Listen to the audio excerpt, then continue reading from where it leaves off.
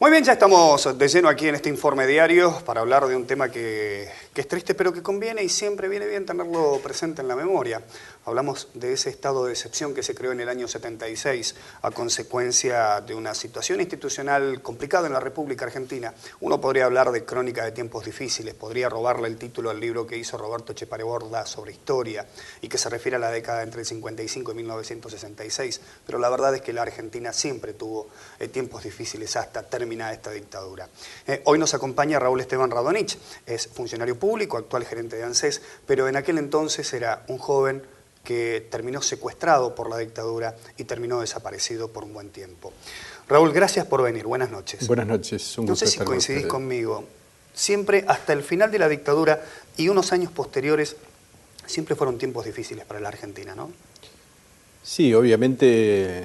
No del tenor que se resultó después del 76. La dictadura, ¿no?, fue un momento de excepcionalidad en términos de la situación de terror, del genocidio perpetrado y de las transformaciones estructurales que sufrió la Argentina, en términos de modificación estructural de un país, porque el terrorismo de Estado fue la metodología que utilizaron para transformar el país en términos económicos, sociales, culturales. Es decir, nosotros perdimos el país, en ese momento, el país que era la Argentina, el país de mayor equidad social en toda América Latina, el país de la movilidad social ascendente, un país con un elevado grado y desarrollo de industrialización. Creo que la dictadura utilizó el terror para llevar adelante esa reingeniería social regresiva de la Argentina. Entonces, es un periodo que deja una enorme huella en todos los argentinos y obviamente en nuestro país. A posteriori, obviamente, a partir del 83, es todo un proceso de transición donde estamos conviviendo en una situación todavía del miedo dejado, del miedo instalado y de las profundas dificultades que tiene el gobierno de ese entonces para llevar adelante o sacar el país, ¿no es cierto?, en los términos o las expectativas que todos teníamos al retorno de la democracia. Pero la dictadura cívico-militar del 76... que se duele todavía que haya sido 76, cívico-militar, ¿no? Y sí, porque los beneficiarios fueron un conjunto de intereses económicos, de poder económico. Porque muchos de los que hoy convivimos con esa generación que sufrió la dictadura en aquel entonces nos comíamos los mocos porque éramos muy chicos. Hoy a casi 36 años. ¿Cuál era ese estado que se dio a posterior de ese 24 de marzo? En tu experiencia, porque también la viviste y en carne propia. Sí, bueno, un poco el Estado es lo que planteaba antes, es decir, vivimos en una situación de terrorismo de Estado, de miedo permanente, donde obviamente el ejercicio de las libertades... ¿Qué hacías en aquel entonces? Bueno, paradójicamente, yo el día del golpe recién estaba incorporado al servicio militar, es decir, a mí me habían incorporado el día 18 de marzo, así que no hacía una semana, todavía teníamos ropa civiles, no nos habían dado los uniformes, y yo me acuerdo ese día, sí, donde ellos, los militares, lo vivían como un día de euforia, se felicitaban, se saludaban. Es decir, realmente sentían una situación de euforia, felicidad, se hacían cargo del país y entendían ellos que, bueno, iban a llevar adelante una empresa exitosa y maravillosa. Es decir, y así que yo ese año fui dado de baja en el mes de noviembre del 76. ¿Te fuiste con la primera baja? Me fui con la primera baja, exactamente, que realmente duró muy poco porque en enero, el 13 de enero del 77, fui secuestrado y trasladado a la escuelita donde estuve hasta la madrugada del 19 de enero. ¿Por qué te secuestraron? ¿Qué era lo que querían saber de vos? No, decían que me buscaban, en realidad empezaron un interrogatorio planteándome en qué organización estaba, es decir, supuestamente, porque hay dos etapas, una es el secuestro del 13 al 19 de enero, donde estoy en la escuelita. Fui liberado cerca, en las inmediaciones de Cenillosa, en el campo, en la madrugada del 19 de enero, y después, en abril, fui detenido nuevamente y trasladado a la U9, donde estuve a cargo de lo que era la subzona 52, subzona de seguridad, hasta fines de junio. Y bueno, el argumento que daban es que era requerido de la ciudad de La Plata, porque yo estuve estudiando en La Plata en el año 74 y 75, en el 76 volví a hacer el servicio, y ahí al término del servicio es donde se produce la detención. Y bueno, el cargo era ese, que me reclamaban desde La Plata, y bueno, hasta que fin de junio me liberan. En ese entonces, ¿Y habías militado en alguna organización en La Plata? Milité en la Juventud Universitaria Peronista de La Plata, en la Facultad de Humanidades. Yo estudiaba la carrera de Psicología, que obviamente tuve que hacer una reorientación de vocación. Y bueno, obviamente en el interrogatorio bajo tortura que sufrí en la escuelita lo negué, porque de haberlo aceptado hubiera sido la condena a muerte, seguramente. Así que bueno, eso fue, digamos, lo concreto, digamos, las dos etapas de detención que tuve, una en la escuelita y otra en la unidad 9. Sobre la escuelita ya vamos a pasar a la U9, que calculo que ha sido muy diferente en comparación con lo de la escuelita, porque obviamente eres un detenido oficial en ese momento. Claro, totalmente. Es decir, en la escuelita, en las condiciones... ¿Compartías celda con alguien en la escuelita? Yo tenía dos personas. En la escuelita estábamos vendados y tirados en una cama, esposados con cada mano, cada brazo esposado a un costado de la cama, con una pierna también con una cadena, y también a veces en el cuello nos ponían una cadena.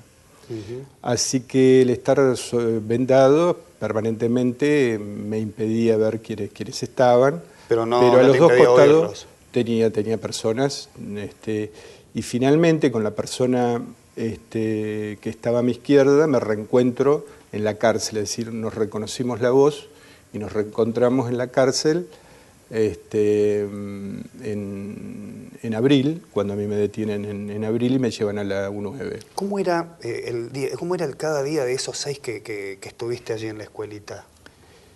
¿Cómo eran los diálogos que tenías con la gente que no podías ver, pero que sin embargo se comunicaban? No nos podíamos comunicar, porque estábamos vendados y estábamos bajo la vigilancia, no sabíamos. Cada vez que se comunicaban corrían el riesgo de ser torturados de nuevo. No podíamos comunicarnos. Si bien estábamos compartiendo un espacio físico, escuchábamos cuando los guardias nos hablaban a alguno, nos llevaban al baño, nos daban la comida, pero bueno, en la escuelita ese era el estado, digamos, permanentemente recostados en esas condiciones, salvo cuando llego, que fui llevado al interrogatorio, que se produce obviamente con la metodología de la tortura, que era su... ¿Con la picana? No, a mí me ponen 2 cables en la sien, digamos que era virtualmente el electroshock, así que se produce de esa manera. Y después de eso, bueno, me llevan, me dicen que van a continuar por la tarde, que tenía que colaborar, si no continuaban de esa manera el interrogatorio. Así que, bueno, me depositan en esa cama, vuelven a la tarde, pero no me sacan, porque ellos hacían el interrogatorio en un lugar diferente,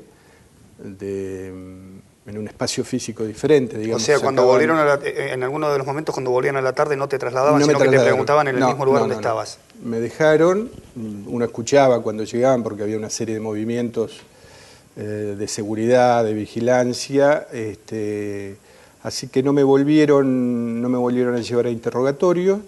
Y bueno, estuve ahí en esas condiciones hasta el 19 de enero, que esa noche, recuerdo que a eso de las 12 de la noche, porque sabía el horario, porque estaba permanentemente una radio prendida a todo volumen para que no escucháramos... ¿Qué radio era, recordás? El EU5, porque se da la paradoja que yo escucho por el EU5 al día siguiente de mi secuestro, que se buscaba mi paradero, es decir, mis padres me estaban buscando. Escuchaba el EU5, también el EU19, y después música, ponían cassette, y cosa que nosotros no escucháramos. Los gritos. Sí, y especialmente ruidos que podemos identificar el lugar, pero obviamente no podían tapar el ruido de los aviones, es decir, uno escuchaba permanentemente el ascenso y descenso de los aviones en el aeropuerto. Y eso te daba la idea de que estabas próximo al aeropuerto. Y eso me daba una idea, a pesar del estado de confusión que uno puede llegar a tener en ese momento, ¿no? Pero eso me daba... ¿Cómo se produce tu secuestro? ¿A dónde estabas? ¿Qué estaba trabajando, yo estaba en ese momento, como dije antes, en noviembre me habían dado la baja, así que un trabajo circunstancial, de época.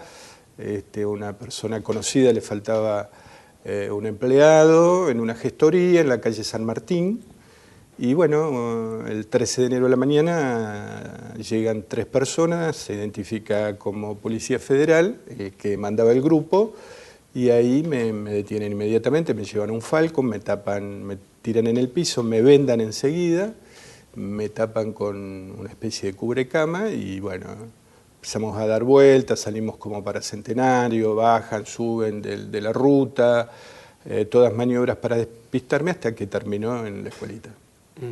De esas caras que viste en ese momento, ¿las recordás todavía? Tengo una idea, una aproximación de quién era el jefe del grupo, el que actúa, digamos, requiriéndome la documentación, todo eso. De esa tengo una idea, y las otras dos, porque fue todo muy rápido, fue una cuestión no te dieron tiempo de minutos. Y no te imaginaste nunca dónde ibas a terminar. No, por supuesto, no tenía la más mínima idea. Así como el 24 de marzo lo tengo presente en ese momento donde ellos vivían con euforia la situación, uno no imaginaba lo que se venía para el país, para los argentinos, y el horror que íbamos a vivir y las transformaciones que íbamos a sufrir en términos de país, ¿no? ¿Recordás haber escuchado a algunos de los que hoy no están? ¿Recordás haber reconocido? Porque sé que compartiste o pudiste escuchar las voces de amigos que tenías en común aquí y que compartieron escuelitas. No, de amigos no tuve la posibilidad de escuchar. Sí, con José Jiménez de Centenario, que era un colaborador del diario Río Negro. Con él nos reencontramos en la U9. Ah, es con él. Contame esa historia, a ver, ¿cómo nos reencontramos porque, bueno, a mí en abril, como dije anteriormente, me llevan a la U9, me detienen, esa noche es en un horario alrededor de las 10 de la noche, llegan 2 camionetas del ejército con soldados, me detienen y me llevan a la unidad 9. ¿Vos estabas en tu casa? Yo estaba en mi casa, estaba con mis padres, y me llevan a la unidad 9. En la unidad 9 me dan entrada, me revisan, el enfermero me pregunta si tengo algo, y yo lo miro, no tengo nada, le digo, me mira sorprendido, tiene que decirme, me insiste, no tengo nada, le digo, no, porque dice, cuando los traen acá, los traen en muy malas condiciones, no, le digo, me traen de mi casa, así que no tengo absolutamente Tuviste suerte, nada. No fuiste golpeado. Claro, ya había pasado por la escuelita. escuelita. Te habían dejado el amance anterior. Ya había pasado por la escuelita. Entonces, bueno, me llevan a un lugar que no había un espacio para presos políticos en la U9, destinaron para ese sector, es decir, quienes estaban en ese momento a cargo de la subzona, nosotros estábamos a cargo de la subzona de seguridad 52, en el pabellón de castigo, que era en el subsuelo prácticamente de la U9. Eran celdas de castigo, ahí estábamos los presos políticos. Y ahí al día siguiente escucho por la puerta, escucho una voz que yo la reconozco y era Jiménez. Jiménez, que está hablando con uno de los celadores del servicio penitenciario. Queda haciendo tareas de limpieza en el pasillo, y entonces yo le digo, le grito por la puerta y me dice, ¿quién sos? El que estaba al lado tuyo, le digo, allá en enero. Y me dice, ¿vos sos el pibe de la lengua? Sí, porque en la tortura me perforé la lengua. Ah, Dios. Y entonces, bueno, la verdad que en esas circunstancias los reencuentros tienen mucho de alegría, de por lo menos reencontrarse con alguien, aún en esas circunstancias, de un afecto o de compartir situaciones más o menos parecidas. Así que bueno, en ese periodo con Jiménez vamos pudiendo establecer diálogos acerca de la historia de cada uno. ¿Y él qué te contó? Él porque, a él lo secuestran en diciembre del 76, venía a pasar las fiestas acá, y cuando va a entrar a su departamento en Cipolletti lo estaban esperando. Estaban esperando y lo llevan a la escuelita. Ahí es sometido a fuertes sesiones de torturas. Él tenía una hija que fue asesinada, la hija, en la ciudad de Buenos Aires. Entonces, a partir de ahí, una hija que vivía con él. A partir de ahí le empiezan a hacer seguimientos, él se da cuenta que lo siguen, pero él sigue desarrollando su actividad normal, hasta que viene acá y lo secuestran acá. Lo secuestran acá y bueno, lo torturan muy duro acá, hasta que lo llevan a Coordinación Federal en Buenos Aires. Después lo tienen... La pasó peor que vos. Sí, por supuesto, totalmente. Lo tienen en Coordinación y después lo vuelven a traer nuevamente acá. Está en la escuelita, después va a la U9 y está un periodo de tiempo en la U9 hasta que lo llevan al penal de Rawson. Queda como a disposición del Poder Ejecutivo y bueno, está unos años detenidos en Rawson. El aporte de Jiménez fue muy importante porque él era piloto de avión, así que cuando lo llevan en avión a él a Buenos Aires, lo traen, identifica todos los aviones, están en la causa identificados, porque incluso puede hablar algunas cosas con los pilotos en su condición de piloto, entonces comparte, identifica claramente los aviones, el personal que lo trasladaba, ¿no? Sí. El camino del terror era entonces el secuestro, la escuelita, y si todo pasaba bien, una manera de decir, ¿no? Pasaban a la U9. Claro, a la U9, donde si quedabas a disposición del Poder Ejecutivo, inmediatamente te llevaban a una unidad de detención, que en este caso era el penal de Rawson. Y la escuelita, la importancia que tiene es que, bueno, es el... ¿Y qué pensás que ocurrió con vos que te soltaron y después te volvieron a detener? La verdad que no lo sé. Cuando me sueltan, que realmente en algún momento tuve dudas de la liberación, porque era alrededor de las 3, ¿Te las 4 de la mañana. Me llevan, yo sentí que el vehículo, un Falcon, andaba mucho, es decir, no era que salíamos de Neuquén, que entrábamos en zona de tierra, que andábamos en el campo, porque es en el campo donde me liberan. La verdad que tenía dudas fundadas acerca de la eventual liberación. Pero en el trayecto, donde obviamente me intimidan, me dicen que yo tengo que desconocer, no tengo que hablar absolutamente nada sobre esta situación, tengo que negarla, que me fui a pescar, que cualquier tipo de argumentación. Me dicen que no me mueva de Neuquén, que me quede acá en Neuquén, que no tengo que moverme de acá, que haga la actividad que quiera, pero acá en Neuquén, y que bueno, que tenga cuidado con las relaciones con quienes me juntaba. Y ahí me liberan. Y después se produce una detención que es más o menos legal, porque más o menos en el marco de lo que era la situación, de lo que era la dictadura y la ciudad, recordemos que era una pirámide donde van, claro, muy jodida. Donde en realidad la legalidad está dada por el reconocimiento de que hacía el ejército de mi detención, ¿no es cierto? Que actuaron uniformados, y bueno, me llevan a la U9, en la U9 soy sometido a otro régimen, indudablemente, donde el servicio penitenciario en ese momento, o por lo menos quienes dirigían la U9, de alguna manera trataban de diferenciarse en el trato y en las condiciones que daban del trato que daba el ejército, ¿no?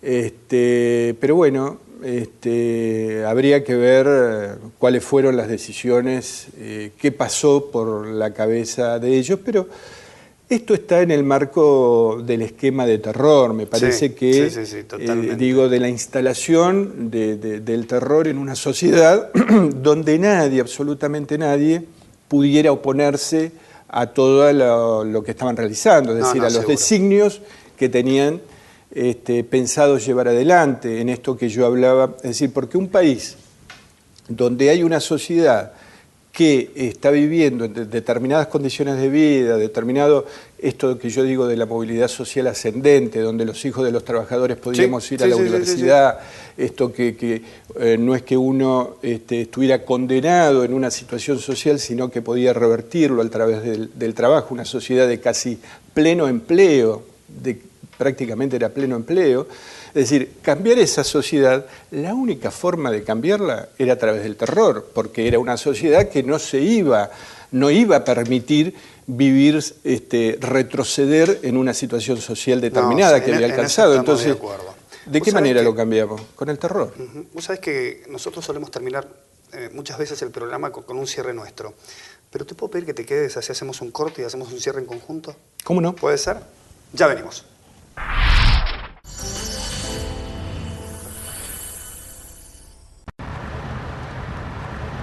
No sé. Yo siempre le dije que no. Y es difícil decirle que no. Sí, es difícil. ¿Entonces le vas a decir que no? ¿Sabes qué? Le voy a decir que sí. Vos también decile sí a una ciudad limpia, ordenada y segura. Decile sí a la Ordenanza 1593, que prohíbe el lavado y cuidado de vehículos en la vía pública. Evita multas de hasta 5.000 pesos. Neuquén, Ciudad Capital, Municipalidad de Neuquén.